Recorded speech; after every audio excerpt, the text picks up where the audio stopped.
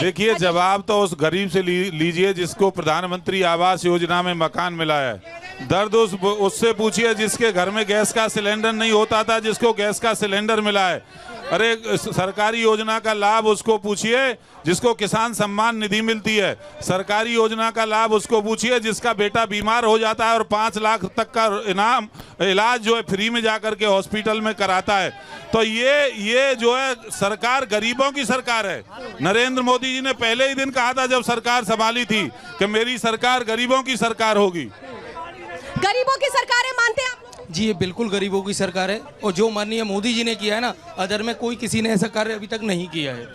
ये सरकार बहुत अच्छी सरकार है और लोग कहते हैं तो उसको कहने दें, लेकिन यही सरकार ने जो कार्य किया अदर कोई नहीं कर सकता है। आप विकास से कुछ? मेरा नाम लोकेश कुमार राही है और मैं आपके चैनल से बड़ा प्रभावित हूँ। भैया की बात से सहमत हूँ। जनता के काम से प्रभावित है, सरकार के काम से प्रभावित है कि नहीं, ये आप पहले बताएं।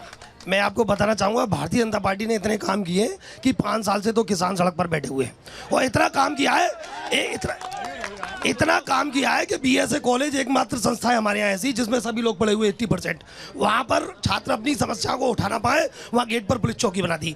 लोग पीड़ित एक्सीडेंट में आए या परेशानी में आए, इसलिए हॉस्पिटल पर जाकर चिल्लाकर दवाई ना मांग सके, करा ना सके, वहाँ हॉस्पिटल पर एक पुलिस चौकी बना दी गई।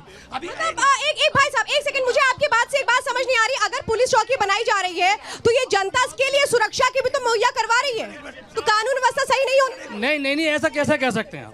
भाषण नहीं देना, यहाँ पे सवाल उठाना है। मैडम, भाषण की बात नहीं हो रही है, बात विकास की चल रही थी अभी यहाँ पे। सवाल क्या है आपका? आपका सवाल क्या है? आपका सवाल क्या है?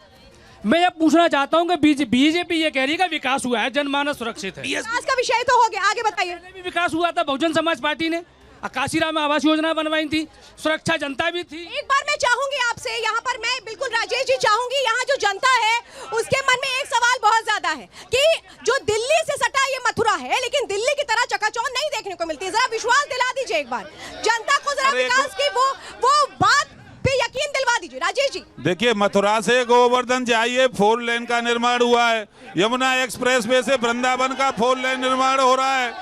और ये सब झूठे लोग हैं, समाजवादी पार्टी के गुंडों की सरकार नहीं है। यहाँ पे आज डकैती नहीं हो सकती है, यहाँ बदमाश को पुलिस मुठभेड़ में ठिकाने लगाने का काम करती है। जिस तरह से समाजवादी के पार्टी के राज में ये हाईवे बंद हो जाते थे, आज वो लूट इस उत्तर प्रदेश के अंदर नहीं हो सकती है, क्योंकि लुटेरे तो समाजवादी पार्टी वाले खुद ही थे। तो आज यहाँ पे कानून का राज है, आज यहाँ विकास होता है। आज हम यहाँ सुरक्षित 35 लाख करोड़ से अधिक के निवेश आज उत्तर प्रदेश के अंदर आते हैं। और मथुरा का जाकर के देखिए ना, कोसी में कितना बड़ा डेवलपमेंट एरिया विकास हुआ है, पूरा औद्योगिकीकरण हो रहा है क्षेत्र का। 60 रुपये जोन जहाँ से समाप्त होता है, वहाँ अनेक प्रकार के काम हो रहे हैं। थोड़ा विकास चाहिए। जरा मैं रुपेश जी से ही पूछी थी, रुपेश जी, विकास का दम भर रहे हैं यहाँ पर राजेश जी, 80 में 80 सीटों का दम भर रहे हैं। अगर 80 में 80 उनकी आ गई तो फिर कांग्रेस का क्या होगा? विधायक जी कह रहे हैं। नहीं, मैं एक सवाल कर रही हूँ, अगर वो 80 में 80 का दम भर रहे हैं तो आपका क्या होगा? हाँ,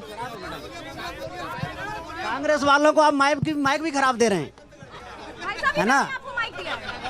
देखिए, भाजपा का चाल चरित्र और चेहरा दोनों उजागर हो गया है और इलेक्ट्रल बॉन्ड जैसा घोटाला अब तक का सबसे बड़ा आजाद भारत घोटाला है। अच्छा, कांग्रेस ने नहीं लिया उससे?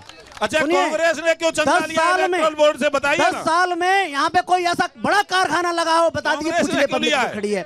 10 साल में यहाँ पे कोई यूनिवर्सिटी खोली हो तो बता दीजिए। 6300 करोड़ तो कांग्रेस ने लिया भाई। 2014 में इन्होंने कहा था कि यमुना मैया को साफ कर देंगे। आज इनसे पूछिए कि हेमा मालिनी जी ने 2 बार यमुना की पूजा की है, दोनों बार यमुना जल से आचमन किया है क्या? पूछिए। देखिए, बहुत सारे गंदे नाले यमुना में गिरते थे। 2014 में इन्होंने कहा था कि बंदर सफारी बनाएंगे। क्या बंदरों से आपको निजात मिली क्या? किसान पीड़ित है, आवारा पशुओं से फसल बर्बाद हो रही है। क्या आवारा पशुओं का इंतजाम किया क्या? मैडम सुन लीजिए, सुनिए मैडम सुनिए, पूरा शहर मथुरा जाम से करा रहा है। बताइए भाजपा की सरकार क्या काम कर रही है? बांके बिहारी विश्व प्रसिद्ध मंदिर है, मैडम सुन लीजिए, बांके बिहारी विश्व प्रसिद्ध मंदिर है, वहाँ पे रोज 2-4 लोग मरते हैं। आप बताइए। मैं जरा एक बात मैं जरा पूछती हूँ, आ रही हूँ आपके पास राजेश जी। मुझे एक बात कहिए नरेंद्र जी, ये सारी बातें तो इन्होंने गिनवा ली। मैं कहूँगी राजेश जी और नरेंद्र जी, आप लोग ये क्यों नहीं पूछ रहे हैं कि अगर 2014 से पहले इन्होंने काम कर दिया होता तो शायद आज आप लोग के ऊपर आरोप नहीं लग रहे होते? आप पूछिए ना, सवाल पूछिए। बिल्कुल आप ठीक कह रही हैं। कांग्रेस के टाइम में भी जमुना में कई बार सांसद बने। ऐसा जो आपने कहा कि 3 बार नहीं बने, 3 बार बने। तेजवीर सिंह जी 3 बार बने, मेरे बड़े भाई मानवेंद्र सिंह जी यहाँ से 3 बार जनता ने चुन के भेजा। चौधरी दिगंबर सिंह जी 3 बार रहे। ऐसा नहीं है कि 3 बार नहीं रहे सांसद। और हेमा जी भी तीसरी बार होंगी, लेकिन उनसे अपेक्षाएं बहुत है। भले ही हम सहयोगी दल हैं इनका, लेकिन हेमा जी से बहुत अपेक्षा है। एक बात मुझे बताइए, जयंत चौधरी जब यहाँ पर आए थे रैली करने, तो वो ये कह रहे हैं हेमा जी ने उन्हें हराया था 2014 में, लेकिन वो इस बार कह रहे हैं मुझे भी हराया है। आपकी जानकारी में इजाफा कर दूं, 19 में मैं भी हारा हूँ।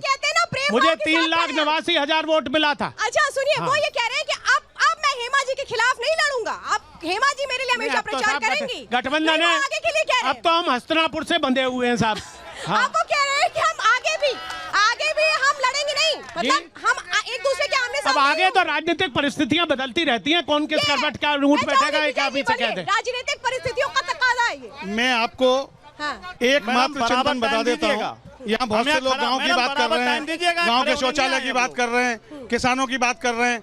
मैं गांव घूमता हूँ और गांव का ही रहने वाला हूँ। मैं आपको एक लाइन में कहना चाहता हूँ कि ये पहला चुनाव है मेरे जीवन काल का। पिछले 32 वर्ष से सक्रिय राजनीति को मैं चेक कर रहा हूँ, देख रहा हूँ, लिख रहा हूँ।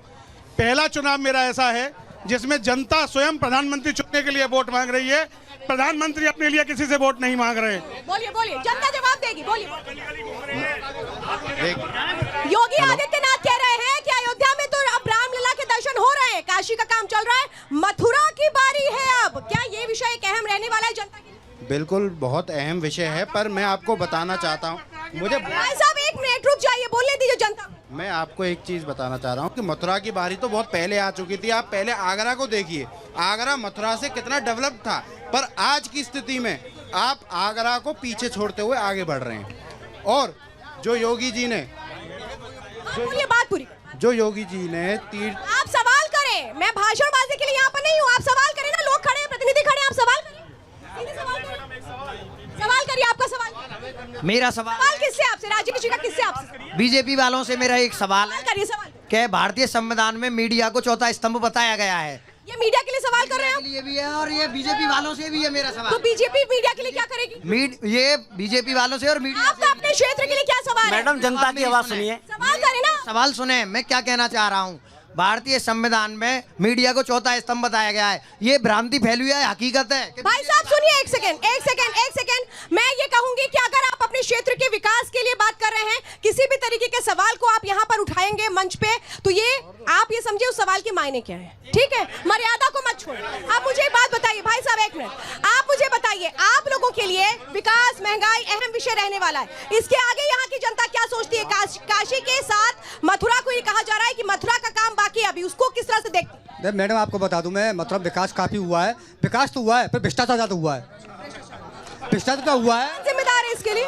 भ्रष्टाचार इतना हुआ है, पैसा जो आ रहा वहां से माता आता है कितना 100, यहाँ मिलता है ओनली चमन्नी। और चमन्नी आ गई साथ में। मैं आपको बता दूं, मैं मथुरा से लोकल पत्रकार हूँ, मीडिया से भी मैं भी। बताइए राजेश जी, जवाब दीजिए। कह रहे हैं हमारे तक पैसा नहीं देखिए, पहुंचा। कम से कम जनता ये तो स्वीकार कर रही है कि विकास के काम हुए हैं। आप सुनिए, और नहीं तो समाजवादी पार्टी के शासनकाल में तो राम वृक्ष ने आकर के 1000 करोड़ की प्रॉपर्टी को दाब लिया था, जवाहर बाग कांड हुआ था। इसी समाजवादी पार्टी के शासन में रामगोपाल यादव जी के संरक्षण में राम वृक्ष यादव ने आकर के जवाहर बाग में पूरा कब्जा कर लिया था। ये तो नहीं होता ना आज।